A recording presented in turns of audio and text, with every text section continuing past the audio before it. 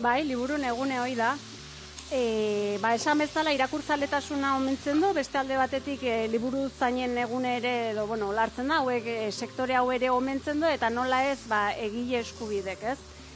Eta, bueno, denak dakigu egia esan egunon hau zergatik finkatu zen liburun egune bezala, Cervantes, Garcilaso de la Vega eta Shakespeare. Zian, eta, bueno, aintzat hartzen da edo, hauen eriotza eguna bezala izan zela apirian 23.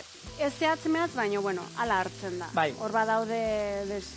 Batzuk, egun batzuen horre gora berak daude. Bai, badaude, baina ala hartzen da, eta listo. Gauze zer den, denak urte beren izan zila, 1616. Orduan, hortik abiatuta, guzti hau, egun hori, hola da, egun hau da.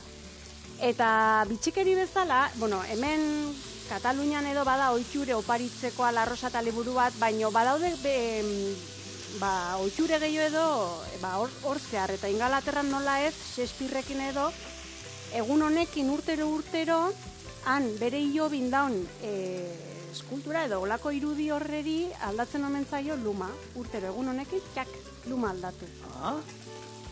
Eta, bueno, gero esan dakoa, hemen Katalunian ere izango litzeke La Rosa eta liburue, gure kasun hemen liburue, eta bai, egun berezie da, hortarako.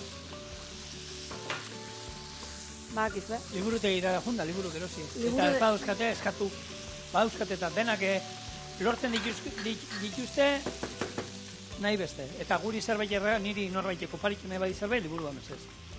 Errezetategi ez? Errezeta liburu, ni errezeta liburuak, ero, bestela, historia liburu gustatzen izkiak, irakurtzen. Berdin, niri norbaitek liburu bat oparitu nahi badit, aukeran nahiago novela historikoa edo novela beltza. Ni novela historikoa.